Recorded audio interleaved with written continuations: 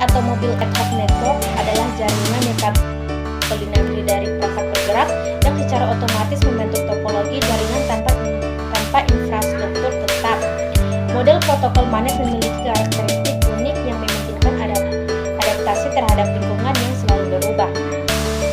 Selanjutnya pengantar manet, yaitu ada desentralisasi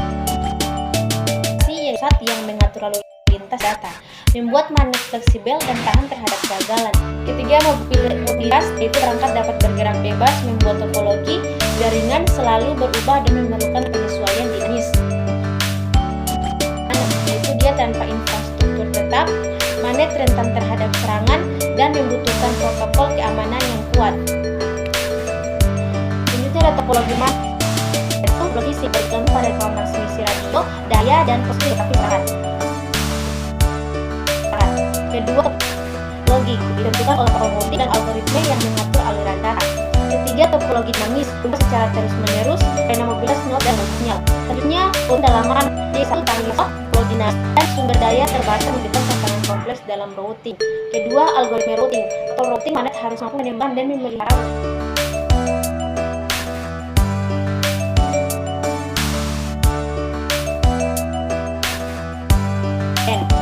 jenis routing proaktif, reaktif, dan gabungan merupakan pendekatan utama dalam routing manet.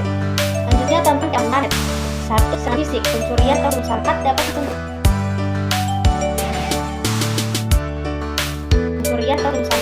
mempengaruhi jaringan.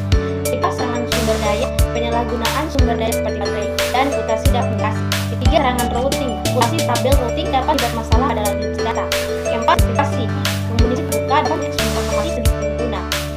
Protokol routing manet. 1. Proaktif, memelihara tabel routing untuk semua node seperti SDV dan OLSR. 2. Reaktif, yaitu membuat proses agustusan seperti AODP dan DSR. Ketiga, ada hibrida, yaitu mengombinasikan pendekatan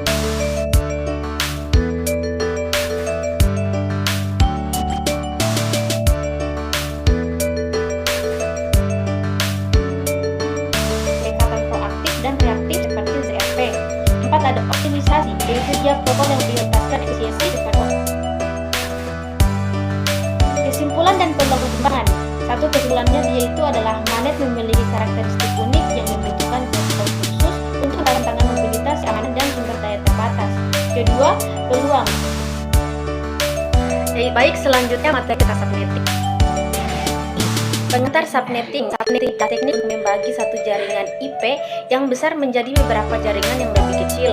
Disebut subnet. Ini memungkinkan pengaturan dan manajemen jaring lebih efisien serta meningkatkan keamanan performa.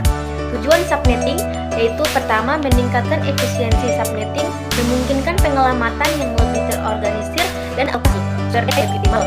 Kedua, peningkatan keamanan subnet memisahkan lalu lintas jaringan dan membatasi akses ke segmen berbeda.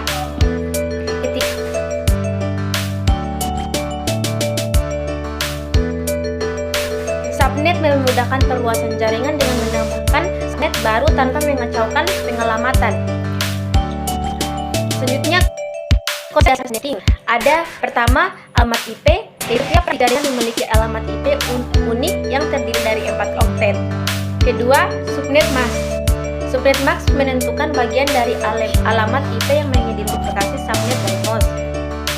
Selanjutnya, prefix length menunjukkan jumlah bit yang digunakan untuk mengidentifikasi subnet. Tujuan subnetting. 1. Meningkatkan efisiensi netting, memungkinkan penyelamatan yang lebih terorganisir dan alokasi suara yang lebih optimal. Kedua, peningkatan keamanan. Subnet memisahkan lintas jaringan dan membatasi akses yang berbeda. Ketiga, stabilitas.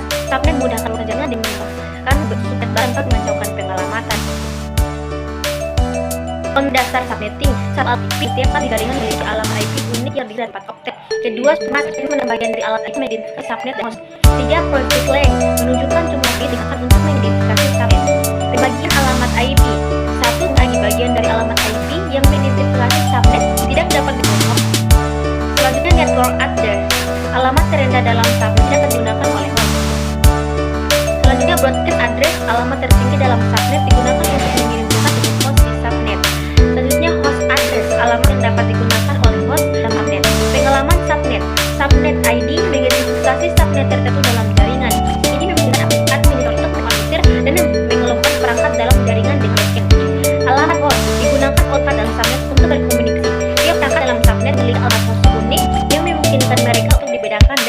ini. Selanjutnya, alamat broadcast digunakan untuk mengirim pesan ke host dalam subnet. Alamat broadcast memungkinkan komunikasi efisien dikemukakan dalam subnet. Manfaat dari subnetting yaitu seperti pengelamatan organisasi memungkinkan pengelamatan yang terorganisir dan alokasi sumber daya yang lebih optimal. Kedua, keamanan yang ditingkatkan. Subnet memisahkan lalu lintas jaringan dan membatasi akses ke segmen yang berbeda. Ketiga, skalabilitas jaringan. Subnet memudahkan perluasan jaringan dengan menambah subnet otomatis pengelamatan. Kesimpulan dan saran, subnetting adalah teknik untuk pengembangan mulus dengan memahami konsep dasarnya dan menerapkannya dengan tepat. Anda dapat meningkatkan efisiensi keamanan dan stabilitas jaringan. Baik, itu saja penjelasan dari saya. Terima kasih. Wassalamualaikum warahmatullahi wabarakatuh.